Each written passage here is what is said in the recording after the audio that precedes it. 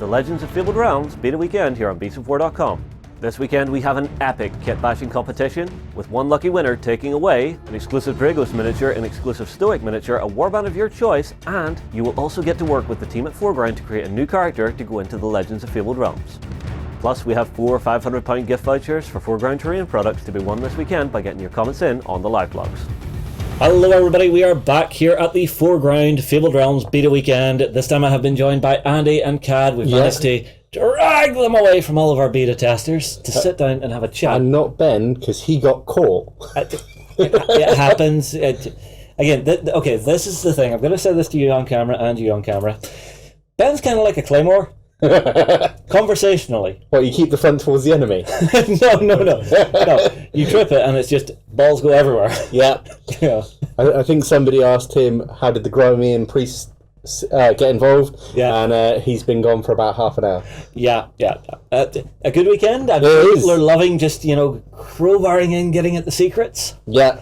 But we're here to talk about the Mordenburg State Guard. So this is the 4th faction you guys are launching with for the game, yeah? Yes. Yeah, this is the State Guard of the town of Mordenburg. They're our first faction from the Tudor League. Mm-hmm. And we've got the comparisons here for the earlier models. These are the Pink Masters. Okay. So who is this striking gentleman? That is Rafa Oft Helmberg. He's as you can see, he's a kind of civilized orc. Yeah, he's very civilized. I mean, that's a very finely crafted sword. The armor looks well maintained. Unless you get it, he's still got his tusks because he's he's a bit of a bruiser. Yeah, but I almost expect him to have dinner with a fine Chianti. Yeah. And as long as it's not with a Dragoi at the same time, and that is the wargaming scale version of. So he's a little smaller, but that's still one beefy orc. Like, the armor is adding such an amount of weight to this fella. Yep. He looks huge. And sorry, go on, Andy. No, that's what I was going to say. The best bit I still like about the gaming scale model is you can still see all his teeth in his snarling face. So there's no detail lost on that. This is the thing. This is with you guys doing that 3D print production run to actually get stuff to people. I've been saying to Ben, I've been saying to Kat, I think you guys are lunatics. I think you're the first to try it. If it works, fantastic. May it long continue. If it doesn't, we're crying. I don't know, because I think this is the next logical evolution. Now, we talked about 3D print for a long time on our weekender shows and stuff, and we've actually said, eventually we expected companies to just sell people the 3D files and have them print them at home. But this is kind of the step before that, because we talked about there being like 3D Fab Labs and stuff like that, like we used to have with internet cafes. Yeah. This is kind of the step between the internet cafe stage and the home stage, where it's the producer themselves is saying, why should someone at home have to go through the learning process of working with the 3D printer whenever we can learn that and actually make something that looks absolutely incredible? Because I have to say, every miniature that I've seen here, some of the engraved detail, I'm going to go blind. just trying to find it, because you'll be painting and it's just like, oh, there's a bit there. In fact, have a look at his boots. His boots? Seriously? You have engraved the edges of his boots? That's because he likes pretty boots. He's an orc that loves his pretty boots. Definitely a fine Chianti.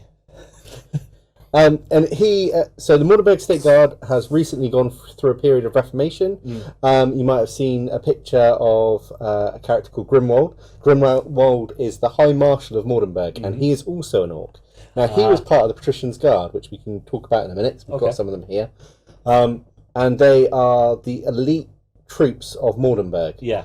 Now, he rose very high in the Patricians Guard, but he always had problems with the fact that his birth, he's an orc. He's actually a half orc, or a hob orc, as we were talking about earlier. Hob orc, okay. So he's a half orc, and he had problems with the fact that the Mordenburg State Guard, which is the whole state's army, effectively, they promoted people based on wealth and your standing in society. Yeah. So he had to fight against that for a long time. Now he's become the High Marshal because he was the guard of the young patrician. Yes. So now the new patrician that was his ward almost has grown up and has made Grimwald his High Marshal.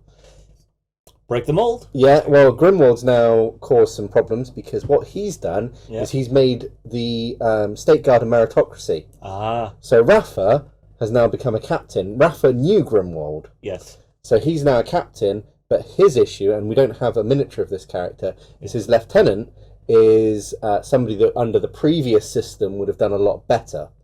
So he does have a little bit of conflict with one of the characters, and this is more background stuff. In game, it won't really cause you any.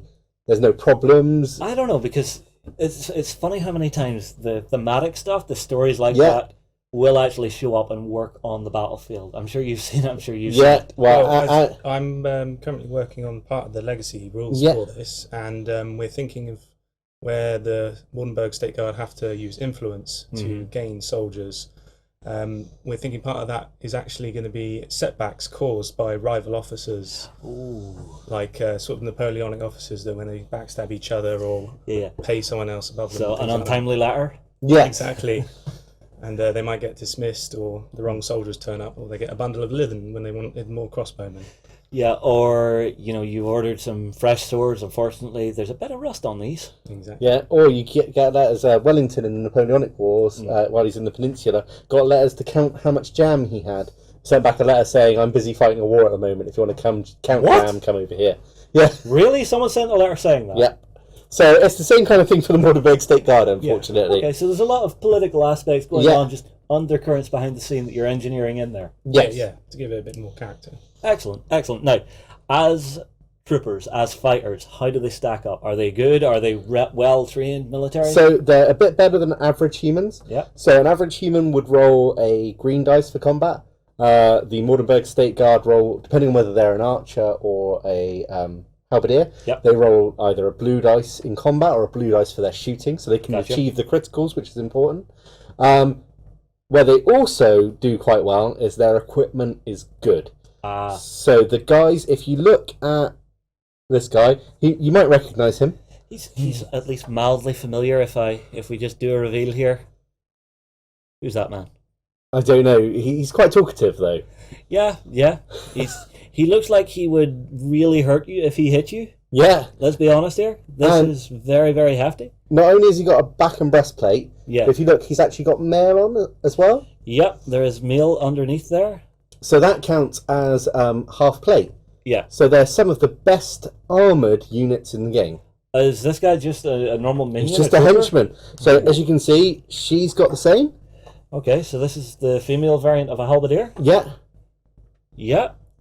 So our frontline troops from the Mordenburg will be rolling purple dice on their defense. Yeah. That's actually very interesting. It's going to make them very hard to shift. Well, it gets worse. Meat grinder unit. Gone ahead. Because your bowmen, they also what?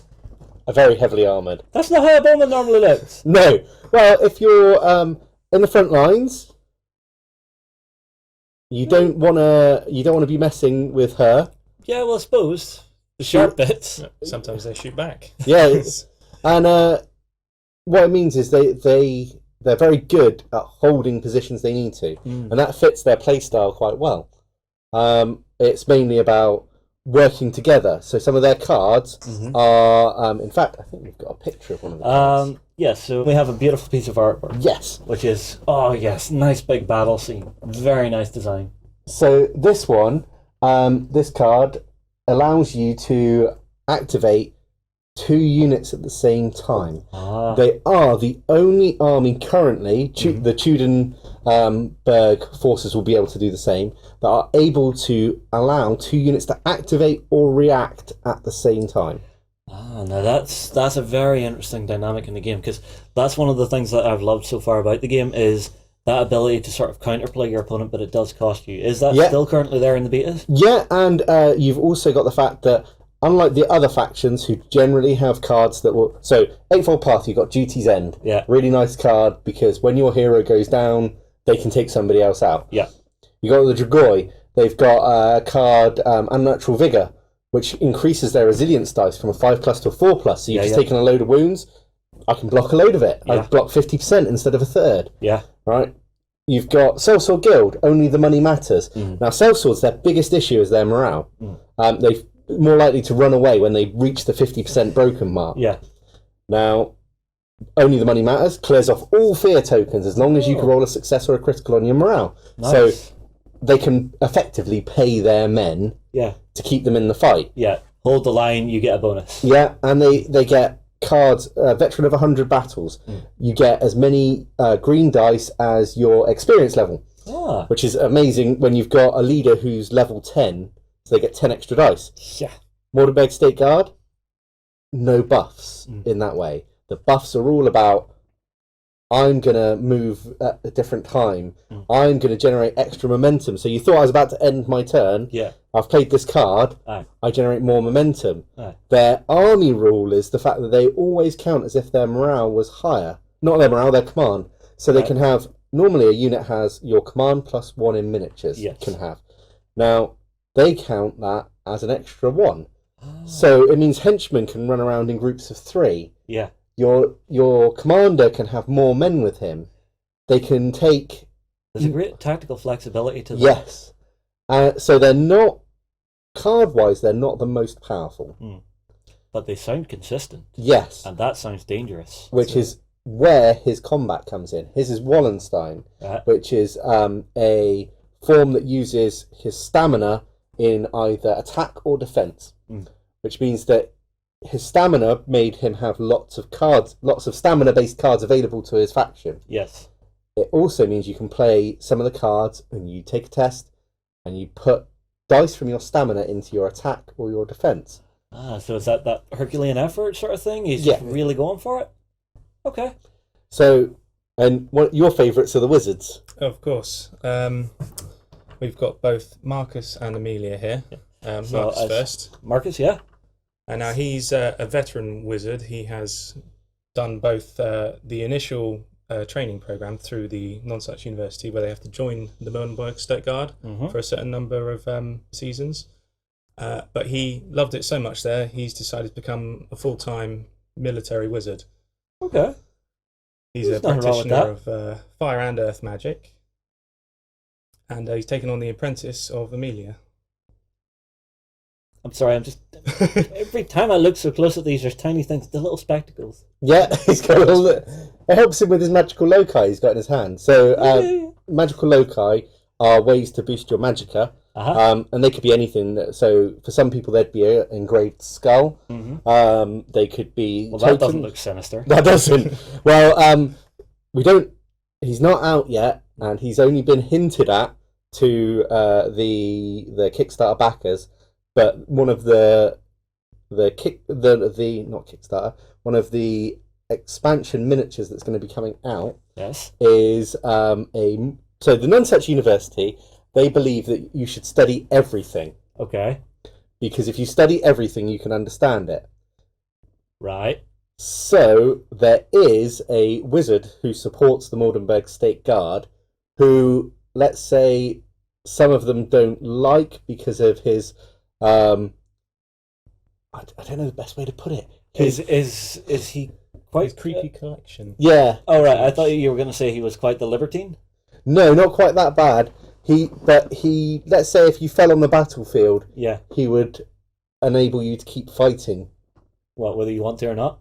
Well, you wouldn't be able to make any decisions because you'd be gone. Oh. Okay. So hi, buddy. Stay away from me. Yeah, he's a bit creepy.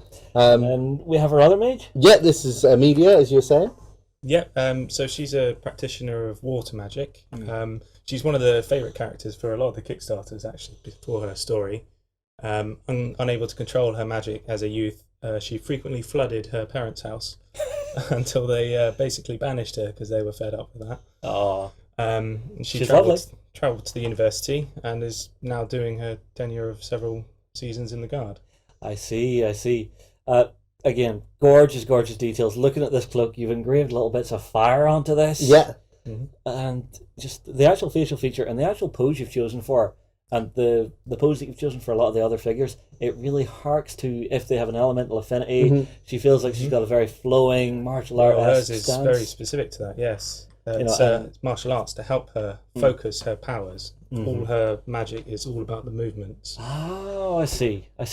Well, very, very cool. Yeah, and being a water mage, she's a right pain in the backside because they have a spell that I can't remember the name of now. They have a spell. So many spells, too many spells. I've written, I think, 104 cards. Wow. So that's why I can't remember the names of all of them. I remember their effects, though. That's pretty good. So the spell, what it does is a lot of the elemental magics. So fire magic has fireball. Earth magic has rock throw. Yeah. Wind magic has wind blast. Yeah. They've all got some kind of direct damage spell, but they Yes. all have a slightly different effect. So fireball is pure damage. Yes. If I roll certain things, if I roll a critical, I get an extra purple dice. It's actually very powerful because you can upgrade your dice upgrades, but it only goes once, unlike the other spells. Yes. Water magic's one, you roll to do your attack, and then you can spend criticals. Instead of causing damage, you can spend it to make the unit that you hit have to spend an extra momentum to perform the next action they want to do. Oh. So it's control. Yeah, so basically the ground's flooded, they're stuck in the mud, trying to pull their legs up and out, and the worse it gets, they might be up to their necks. Yeah, so you could choose to kill your target. So say, best case scenario, you roll 3 criticals, and you're loving it, and then you go, wait a minute, if I spend those 3 criticals, I won't kill that one model that was closest to me, but that unit will have to spend 3 momentum. Now, most units can only take 3, 4, 5 momentum. You've taken away half their turn. Yeah. So it gives you more flexibility, and it then plays to the strengths of the Mordenburg State Guard. Yeah. They're about control, they're about maneuver. Yeah. I can stop you moving, and then while you're not moving, my archers can be shooting into you. Because if you try and react with them, you know it's going to cost you, in this case, 3 extra momentum plus the one for the action. Yeah, that's pretty damned expensive. And so, I assume that's a best case scenario. Normally, they're like, she might get nothing. And you're still trading off your damage you could have done to somebody 6 wounds. Yeah. Or the effect. Yeah. So the question is, will that lockdown earn me more than just doing the straight damage? Yes. Very much a balancing force. Again, feeding back to the water. Yeah. So they're all quite interesting, and that is your starter set. I mean, what would you say you should do if it, like, your first few games as a Legacy as Mordenburg State Guard? Yeah, everybody here's been playing Legacy, so what would you say is the best tactic for these guys? Just for your first matchup, let's say it's against the Sellsword Guild. Against the Sellswords, well, in the testing games we've run so far, they've suffered some setbacks because of the dwarves. You've mentioned their toughness, and their archers don't have the penetration power to get through those. But what they can do is, Emilia, in this example, can slow the dwarves down and stop them. This allows the halberdiers to move around and attack the weaker goblins. I see. So basically break up the brick? Yeah. Yes. So she split the sellswords off by slowing one half down and not the other. Agreed, yeah. And clever idea. And they start with a lot of momentum. So Rafa has so we count dice. So it's the same way you might have seen explained in some of the others before. So yellow counts as 1, greens 2, blues 3, purples 4. Yeah. He's got command purple. He generates 4 momentum. His the 2 sub characters are command blue. Yeah. So they generate 3 each. You've got 10 momentum. Wow, that's a lot of control. Yeah, and it means that you've also got cards to generate additional momentum. Yeah. Unlike everybody else who want to keep units together. Yeah. Because of the momentum costs. You can be like, no, I'm going to have a unit of the 1 archer and a wizard, another unit of 1 archer and a wizard, and I have Rafa with 2 of the halberdiers, and then because of the way the extra command works, I can have another halberdier that by themselves that I know can take 2 momentum. Yeah. What it allows you to do is you get the bonuses for flanking an opponent. Yeah. So you can then play your cards to generate 2 actions at the same time. So somebody declares a charge against you, go, that's okay, this unit with archers in is going to shoot you. Yeah. This unit here is going to charge into the side, and the unit you originally declared a charge against is just going to stand there and take it. So they could be hit by all 3 things. Yeah. So they're very, very good at breaking down, being very tight-knit groups. That, and it does have that feel of military precision, having that big amount of momentum to start with. Whenever you come into your reactive turn, you are not quite as afraid of repositioning yourself into new positions, and that feels like military command and leadership taking effect on the battlefield. Nicely designed. Very nicely designed. Well, it's a bit more forgiving than, for say, the Dragul, who might sometimes feel a bit like a glass cannon. If you make the wrong mistake, you can lose a lot of men. Whereas this can keep you in the game a bit longer if you... I have seen moments where I go in with the Dragoi Covens and it's just like, And I'm in. Ah, crap. Yeah, especially if like the Mordenburg State Guard's archers against the Dragoi Covens. Yeah. Your normal tactic of sticking Dragul at the front to be the meat shields for your Dragoi kind of works against you, because the way archery works is you shoot the closest targets. Yeah. So their archers are not hitting really tough, heavily armoured things. They're hitting very squishy, very easy to kill. Yeah, and then if you swap it over, you've got wizards that will start hitting you with fireballs. They'll start hitting you with rock throws and things like that. This is why gluttons go to the front. It is why the gluttons go to the front. Or a terror if you're lucky enough to have one. If you have one. You know, if people have managed to pick one up this weekend during the games, you know, I would hope to see them doing a lot with them. And which, talking about picking up things and taking them into your games, we've got the Mordenburg City Watch. Ah, so these are things that people can earn through the legacy and add to their force and take home, yeah? Yeah. So in the campaign, people can earn these and take them home. These two are Kickstarter exclusive sculpts. So anybody that earns them this weekend will be getting ones that you will only be able to get through retailers that back through the Kickstarter, and that is just at the point of pre-order. That's not in general release. Yeah. Or if you've already backed the Kickstarter, you'll be able to have them. But the Mordenburg City Watch, they're not as well armoured. If you look, they've just got a back and breast, and then they've got leather tassets. Yeah. Although tassets. I do love the uniformity of them. Yeah. You know, it feels like a military that's picking up mass equipment from suppliers, arming entire units together, and just forming them up into battle ranks. Yes. Which is really, really cool. These guys, though, you might not want in your battle ranks. They're not as well trained. No. And they have some special rules, don't they, Andy? Well, the best bit about them is it's long and cold, dark night sometimes, watching the towers, watching the walls of the cities. So you need, a warm beer to keep you going through the night. Do they drink on the battlefield? Maybe one or two, before, after, during. Okay, I can forgive that. So the City Watch, they have a drunken special rule where they will be rolling a dice and an effect will come into play.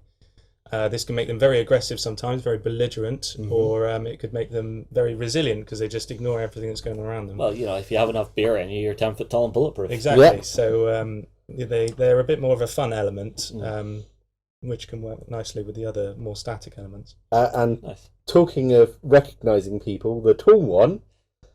Yes? Yeah. There's somebody in this room that. Oh, yeah. That was Strangely tall bearded person. a strangely tall bearded person. Yes. I love the confused look on your face in this. That's the alcohol looking at you.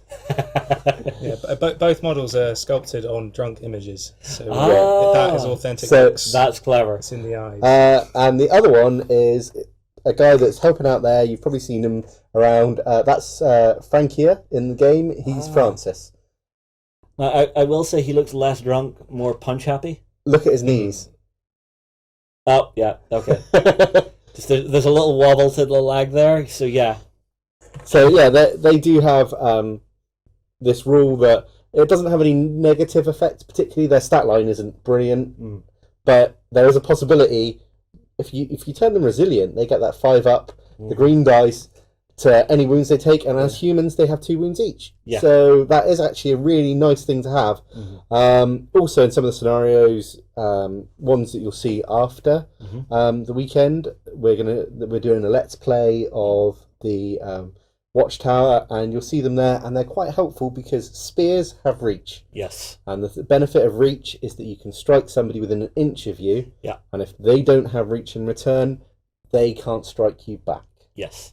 So having long pointy sticks is good. yeah. But talking about the other end of the spectrum, Okay. you've got the City Watch, and then you have got the Patricians Guard. So these are essentially the guards for the ruling class? Yeah. So they can be, in the campaign terms, they can be allocated to you with influence, as Andy said. You're going to get some of them with you. They have Tudun heavy armor, which is the same as Rafa. They're very, very tough. They also have Nomian swords, so they hit very, very hard. I see. They're also really expensive on your influence. They're almost mini heroes, really, Right. in their own respect. So this is like having a one-man champion who you can just run out and do some stuff with? Yeah. And if you notice, their shield has a different symbol on it. Yes, three towers. It has the 3 towers. That is because the current patrician, he wasn't originally part of the ruling class of Mordenburg. He was put in place by the new High Patrician after a war. So that is his personal symbol. That's why they're the Patricians Guard. I see, and I do notice something that you guys were pointing out in a previous video, is that one of them, if you look just on the back of his waist, is carrying an Eightfold Path symbol. Yep. So I assume he could be brought into Eightfold Path? He could be. He would, if you put him in your Eightfold Path, he would be very expensive. You'd probably use him as a hero. Yeah. So a disgraced patrician? Something Yeah, like that? yeah. Because Nomian swords, Tudor armor, they're the best you can get, really. Ah, I see. So this is a proper mini tank. Yes. He's got Tudor heavy armor, is red in defense. Okay. No, it's not. It's red-blue. I got that completely wrong. It's red-blue. This is the thing. Whenever you're running beta tests, Yeah. keeping the iterations in your head must be a nightmare. Well, it's also getting confused with Karagian armor. Now, Karagian armor hasn't been mentioned before. It is the dwarven armor that comes out of Karakane. It is very special. It's made of a specific iron, Karagian, Yeah. which is where they get their name from. Right. And that is red defense. Now, red defense is ridiculous. It's nice, but that's counteracted by being bulky. Yeah. Ah, I see. So it's going to slow them down. I wouldn't mind that. You know, being able to stand up to a lot of punishment. You know, I'm going to get shot a lot, but I'm going to get there. Yeah, and It'll become a lot more prevalent when we look at Karakane and the Dwarven nations. yeah. And then for these guys, their defense, as standard, is red, blue, green. They've got a shield that's green. They've got Tudor armor that's red, blue. So they're actually really tough. Yeah. They're humans, so they've got their 2 wounds. Yeah. And they've got bonuses. They can parry. They've got a sword, so they can force you to re-roll a dice. Yeah. There's lots of defensive benefits. Then they hit you. Yeah. And they do have an ability. So Deadly Cut has the ability where you can spend a critical to generate 3 successes instead. Yes. They have that on all the time, so you don't have to play a card. If they hit you, So their criticals are just worth 3. yeah. Yikes. So that's their skill level. Yeah. So you don't want to get in a fight with them. Right. So basically, run away! Yeah, or send Alia after them and she'll have some fun. Well, you see, this is the thing. The balancing point for them is if they're really expensive to activate during a turn, you know, they might just be standing guard in front of a building. They see a battle taking place in the street and they're just like, no, my duty's like right here. Yeah, and it's the influence cost to bring them into your warband. Yeah. So you have to have built up that influence, and the way you're building up the influence is by making sure you win battles, not lose battles. Unlike the Dragoon, who I like in their talk, I was like, first battle, don't care if you win or not, kill all their henchmen, Yeah. and then run away. Like, go, that's it, I'm off.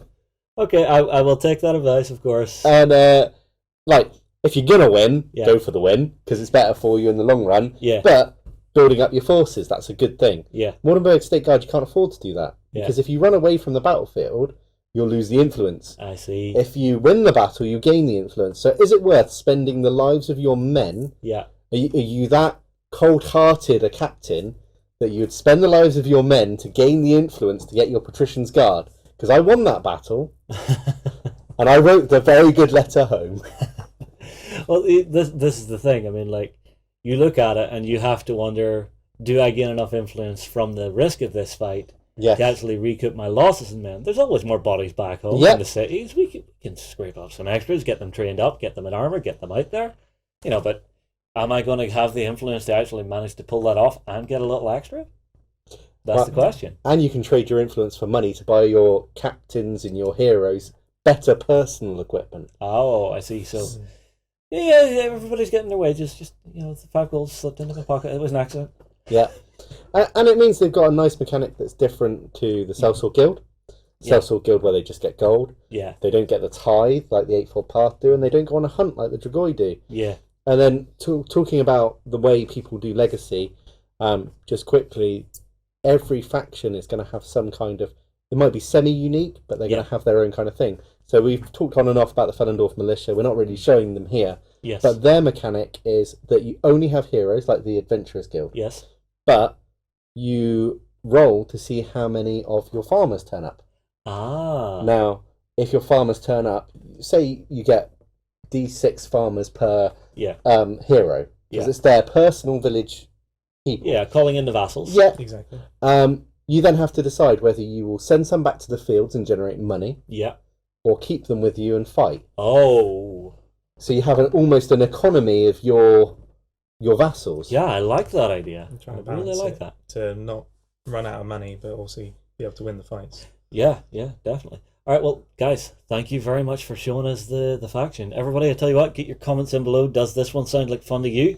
We'll move on. Hopefully you're enjoying the beta weekend. I know we certainly are. We'll see you again soon. It's the Legends of Fabled Realms beta weekend here on Beast4.com. This weekend we have an epic kit bashing competition, with one lucky winner taking away an exclusive Dragos miniature, an exclusive Stoic miniature, a warband of your choice, and you will also get to work with the team at 4Ground to create a new character to go into the Legends of Fabled Realms. Plus we have 4 £500 gift vouchers for 4Ground terrain products to be won this weekend by getting your comments in on the live blogs.